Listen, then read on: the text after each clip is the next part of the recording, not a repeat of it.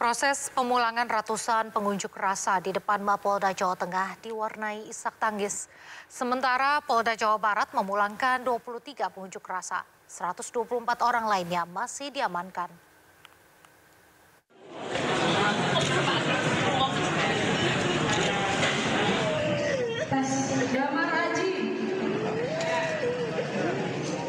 Sebanyak 327 orang pelaku kerusuhan di depan Mapolda Jawa Tengah pada Sabtu lalu telah dipulangkan pada pihak keluarganya. Proses pemulangan diwarnai isak tangis orang tua dan pelaku kerusuhan yang sebagian besar adalah remaja berstatus pelajar. Ratusan pelaku kerusuhan yang dipulangkan tetap harus menjalani wajib lapor pada hari Senin dan Kamis ke kantor Direktorat Reserse Kriminal Umum Polda Jawa Tengah hingga waktu tertentu. Sementara 7 orang diantaranya, 1 orang dewasa dan 6 remaja akan dilakukan proses hukum lebih lanjut. Dari 327 pelaku anarkis tersebut sudah dilakukan pemeriksaan dan ditetapkan 7 untuk menjadi tersangka. Dari 7 tersebut terdiri dari 6 orang anak dan 1 dewasa.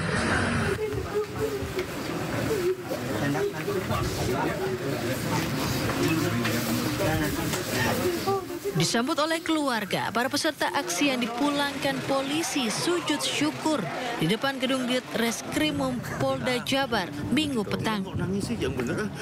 Ada dokter tadi di dalam. Ada dokter tadi di dalam. Bahkan ada orang tua yang pingsan karena sedih dan tegang menunggu kejelasan nasib anaknya. Polda Jawa Barat mengamankan 147 orang selama aksi yang berujung anarkis di sekitar area gedung DPRD Jawa Barat. 23 demonstran dipulangkan, sementara 124 orang lainnya masih menjalani pemeriksaan dan pembinaan di Ditreskrimum Polda Jabar. Dari Semarang, Jawa Tengah dan Bandung, Jawa Barat, Wisnu Wardana dan Mujib Prayitno, iNews melaporkan. Polisi mengumumkan hasil pemeriksaan ketujuh anggota Brimob Polri terduga pelaku penabrak pengemudi ojol hingga tewas. Gelar perkara dan sidang atas ketujuh anggotanya akan digelar pada Selasa dan Rabu esok.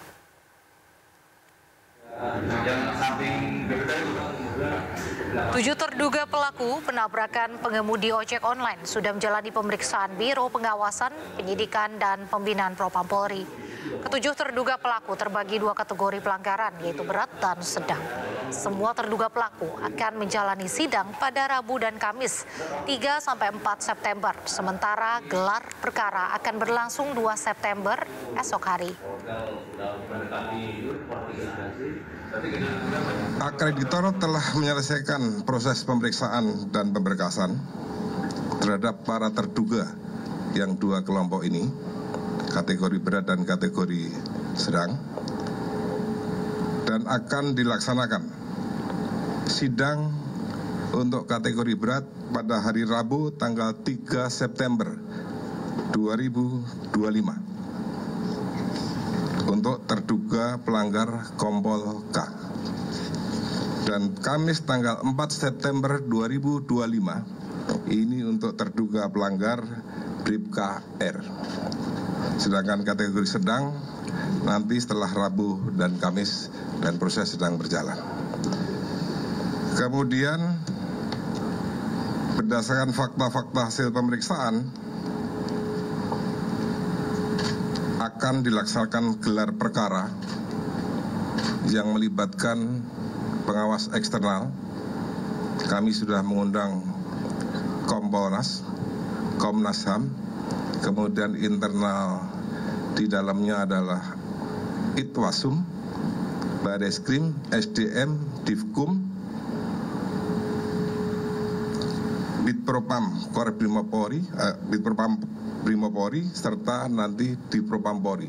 Semua lengkap pesertanya dan akan dilaksanakan pada hari Selasa 2 September 2025. Gelar ini karena hasil pemeriksaan pada wujud perbuatan pelanggaran kategori berat ditemukan adanya unsur pidana.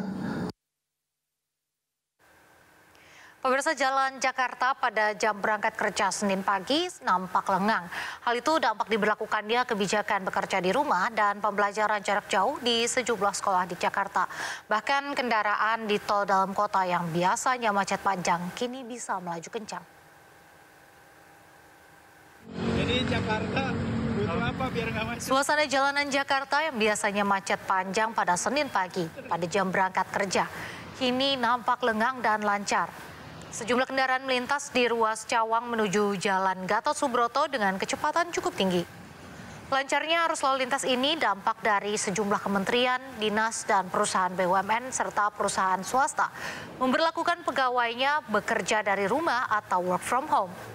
Imbauan bekerja dari rumah dikeluarkan Disnaker Trans DKI melalui surat edaran nomor E0014 SE 2025 imbas terjadinya demo besar-besaran yang terjadi di sejumlah kawasan Jakarta selama beberapa hari lalu.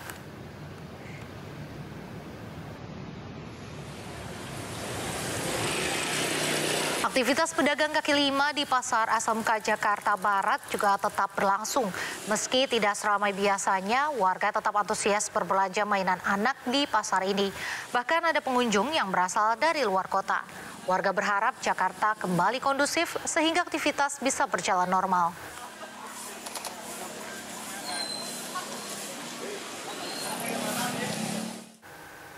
Hari ini aktivitas normal kembali terasa di Kota Jakarta. Di Gedung DPR RI, pengamanan ketat masih diberlakukan.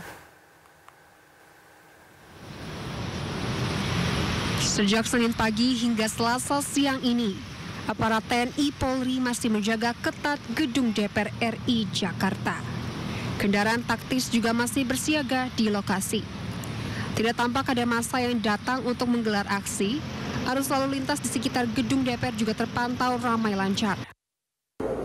Sementara pada Senin pagi, warga masih memadati KRL, meski imbauan WFH sudah dikeluarkan Pemprov Jakarta. Layanan kereta rel listrik atau KRL komuter rute Jakarta Bogor tetap dipadati penumpang, meski kebijakan WFH dan pembelajaran jarak jauh diterapkan di Jakarta. Para pekerja pengguna KRL mengaku tidak terdampak secara langsung oleh unjuk rasa beberapa hari kemarin. Hanya saja perjalanan kereta pagi ini tidak sepadat hari biasanya. Meski begitu, para penumpang mengeluhkan sulitnya mendapatkan angkutan umum di jalur lanjutan setelah turun di stasiun tujuan.